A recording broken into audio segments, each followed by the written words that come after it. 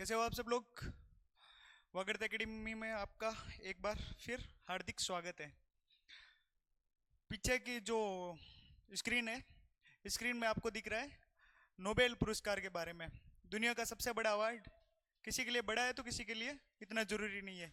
कुछ साहित्यकारों ने अर्थशास्त्र के नोबेल नहीं, साहित्य के नोबेल पुरस्कार को ये कह के ठुकरा दिया था कि ये नोबेल पुरस्कार है वो मेरे लिए एक आलू की बोरी के समान है, पर हमारे लिए तो बहुत इम्पोर्टेंट है। हमारे लिए इसलिए इम्पोर्टेंट है क्योंकि हमारे को नोबेल पुरस्कार मिलते नहीं है। हमारे को गिनती के नोबेल मिलते हैं। 2019 में हमको अर्थशास्त्र का नोबेल पुरस्कार मिला था अभिजीत बनर्जी को। उसके बाद अपने को कोई अवार्ड नहीं मिला और बहुत सारे सालों में 7-8 बार मुश्किल से मिला। अभिजीत बनर्जी भी भारतीय नहीं है, भारतीय अमेरिकी हो गए वो। पर अपनी चर्चा तो एग्जाम से रिलेटेड होती है, इसीलिए हमको नोबेल नहीं मिलेंगे क्योंकि हम नोबेल पढ़ रहे हैं पढ़ने के लिए। खैर छोड़ो, हम नोबेल के बारे में बात करते हैं। इस साल के नोबेल पुरस्कार अर्थशास्त्र के बारे में बात करते हैं। 3 लोगों को नोबेल पुरस्कार मिला है इस बार। नोबेल पुरस्कार यह है कि 1 से लेकर 3, अधिकतम 3 लोगों को मिलता है और एक को भी मिल सकता है, 1 2 3 3 को मिल सकता है। पर ज्यादातर अभी ट्रेंड यही चल रहा है 3-3 लोगों को नोबेल मिलता है कि ज्यादा से ज्यादा बांटते जाओ। और उसमें यही है, हमेशा ये रहता है कि यूएसए के 2-3 लोग हर में ही रहते हैं। तो इस बार के अर्थशास्त्र के नोबेल पुरस्कार है वो 3 लोगों को मिला है। एक तो है जोएल मोकिर, इनके नाम भी हार्ड है पर फिर भी याद तो करना ही है। जोएल मोकिर, याद रखने की चीजें वो फैक्ट याद रख लेना आप लोग, जिनको भी फैक्ट की जरूरत है वो फैक्ट को अच्छे से याद। जोएल मोकिर को मिला है। उसके बाद फिलिप अगियन को मिला है। फिलिप अगियन और पीटर होविट है, वो दोनों यूएसए के नागरिक है। इन दोनों को नोबेल पुरस्कार एक साथ मिला है और पुरस्कार की राशि में आधा भाग इसको मिला है जोएल मोकिर को। जोएल मोकिर है वो भी अर्थशास्त्री है। इनको फैक्ट के तौर पे तो इतना हो गया, जोएल मोकिर को मिल गया, फिलिप अगियन को मिल गया, पीटर होविट को मिल गया। 3 लोगों के नाम याद रखने हैं कि 2025 के नोबेल पुरस्कार किन किन को मिल गए। अब अगर थोड़ी सी चर्चा की जाए तो जैसा कि आप स्लाइड में देख रहे हो कि इनमें 2 तरीके से नोबेल पुरस्कार मिला है। जोएल मोकिर को मिला है कि तकनीकी प्रगति होती है उसके साथ आर्थिक विकास कैसे होता है, उस चीज के लिए मिला है कि जोएल मोकिर को तकनीकी प्रगति के साथ, तकनीकी जो टेक्निकल ग्रोथ होती है उसके साथ कैसे इकोनॉमिक ग्रोथ होती है। टेक्निकल ग्रोथ होती है उससे रिलेटेड होती है इकोनॉमिक ग्रोथ।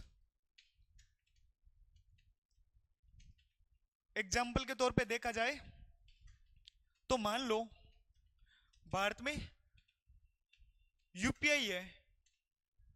अब यूपीआई आने से किस प्रकार से टेक्निकल ग्रोथ हुई है और टेक्निकल ग्रोथ की वजह से किस प्रकार बिजनेस एक्सपेंड हुए हैं, यूपीआई की वजह से कैसे कैसे अपना बिजनेस बढ़ा है और इस वजह से इकोनॉमी बढ़ी है। बढ़ा तो है ही, तो इन्होंने इस चीज पे रिसर्च किया, काफी सालों तक रिसर्च किया।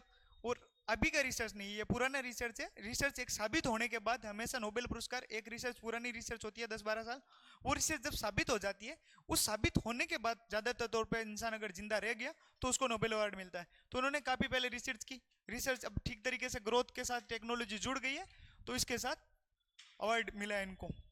इन्होंने अब अगर यहाँ तक, तो यहाँ 2 चीजें अगर एक शॉर्ट में समझो तो यहाँ तक अगर फैक्ट वालों को जरूरत है तो नाम हो गए। अब किसी को हल्का सा कॉन्सेप्ट जानना है तो एक तो मिला तकनीकी प्रगति से आर्थिक विकास कैसे होता है, उसके लिए तो जोएल मोकिर को मिला है। और एक है सर्जनात्मक अर्थव्यवस्था, दूसरा हो गया सर्जनात्मक विनाश, डिस्ट्रक्टिव जो इकोनॉमी होती है उसके आधार पर मिला है। दूसरा है अगियन और होविट को रचनात्मक विनाश, सृजनात्मक या रचनात्मक विनाश के लिए अवार्ड मिला है। ये टर्म क्या होती है ये जानते हैं कि इन दोनों के लिए फैक्ट के तौर पे इतना याद रखना है, तकनीकी प्रगति से कैसे आर्थिक विकास होता है और रचनात्मक विनाश से कैसे आर्थिक विकास होता है। इन 2 कॉन्सेप्ट के लिए मिला है। तो इसको समझते हैं अपन, रचनात्मक विनाश क्या होता है।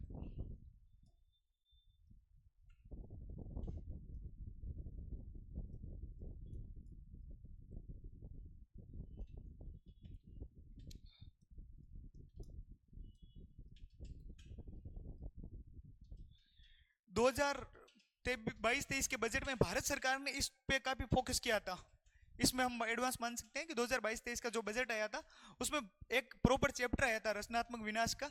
उसमें यह था कि भारत रचनात्मक विनाश की प्रवृत्ति को फॉलो करेगा। इसका तात्पर्य यह है कि जब एक ओल्ड कंपनी, जैसा कि मैंने कल परसों बताया, प्रतिस्पर्धा में एक पुरानी कंपनी जिसमें कुछ कमियां चल रही है,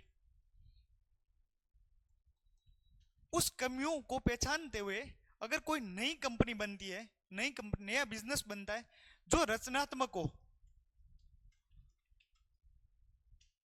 जैसे आर्टिफिशियल इंटेलिजेंस का प्रयोग करता हो, मशीन लर्निंग का प्रयोग करता हो, रोबोटिक्स का प्रयोग करता हो, या किसी भी तरीके के रचनात्मकता का प्रयोग करता हो, क्रिएटिविटी का यूज करता हो, उसके आधार पे पुराना बिजनेस जो अभी बहुत ट्रेंड में चल रहा था, पारंपरिक बिजनेस हो, उसका विनाश हो जाए, तो इसको बोलते हैं रचनात्मक विनाश। एक तरीके से देखा जाए तो इकोनॉमी के लिए अच्छा माना जाता है कि इसमें यह होता है कि आपको पास बहुत सारी टेक्नोलॉजी आती है, आपकी प्रतिस्पर्धा बढ़ती है, मार्केट में प्लेयर बढ़ते हैं। दूसरा इसका नुकसान यह होता है कि बहुत बड़े साम्राज्य खत्म हो जाते हैं और इस वजह से इकोनॉमी लैप्स भी कर सकती है। मान लो कोई बड़ी कंपनी हो जो अपने आप को मॉडिफाई नहीं कर पाई हो, नोकिया ले लो। अगर नोकिया एप्पल जितनी किसी देश में अपने वैल्यूएशन रखती हो और वो एकदम से डाउन हो जाए, एकदम से उसका मार्केट कैप गिर जाए, तो उस देश की इकोनॉमी कोलैप्स कर सकती है, इकोनॉमी गिर सकती है। इस वजह से रचनात्मक विनाश के लिए जो अवार्ड मिला है वो दो लोगों को मिला है, पर रचनात्मक विनाश के फायदे भी है और नुकसान भी है। दूसरे व्यक्ति है जिनको मिला है तकनीकी प्रगति के लिए, जो जोएल मोकिर को तकनीकी प्रगति के लिए, फिलिप अगियन पीटर होविट कोलियर को मिला है रचनात्मक विनाश के लिए। जोएल मोकिर ने 2-3 और सिद्धांत दिए थे, अगर आपको इंटरेस्ट है तो समझ सकते हो। जोएल मोकिर ने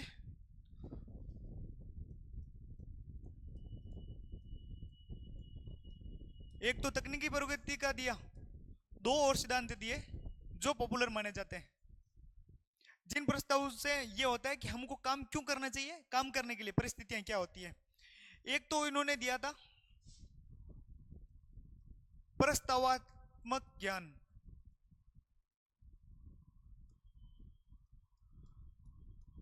दूसरा दिया था निर्देशात्मक ज्ञान,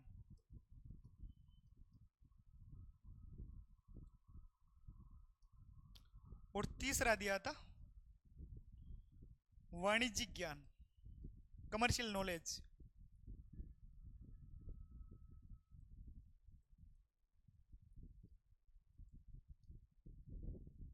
वाणिज्यिक नॉलेज, ये निर्देश देने वाला, ये प्रस्ताव।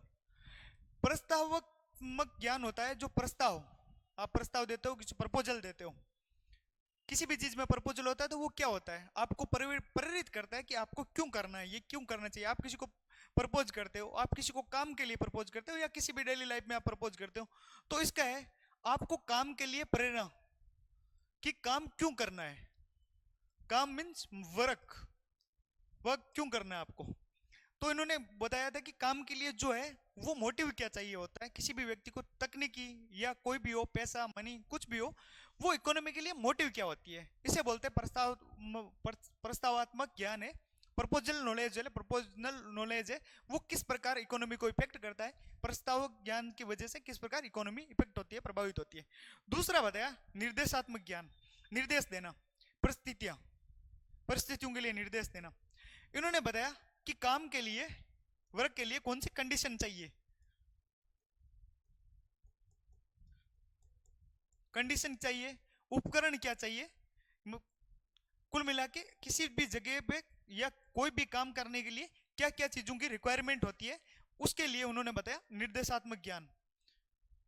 निर्देशात्मक ज्ञान का तात्पर्य यही था, निर्देशात्मक स्थितियां होती है। प्रस्तावात्मक ज्ञान का ये हो गया कि आपको किस प्रकार प्रपोज किया जाता है, काम के लिए प्रपोजल दिया जाता है, आपको काम क्यों करना चाहिए, काम के लिए जो परिस्थितियां होगी वो निर्देशात्मक ज्ञान हो गई।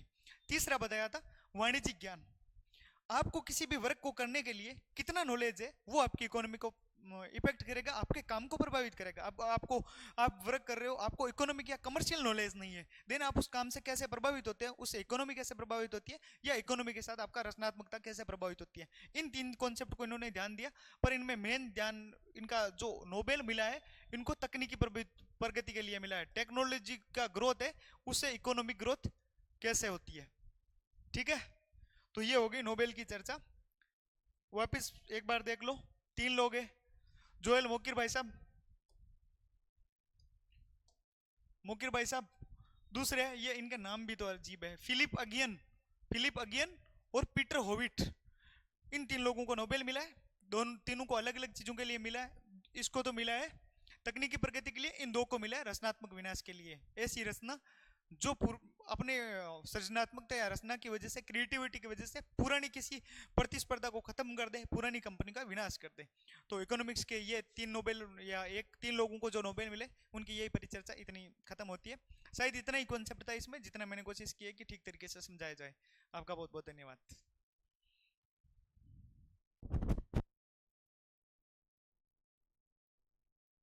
जाए, मतलब हमारा 5 फैक्टोरियल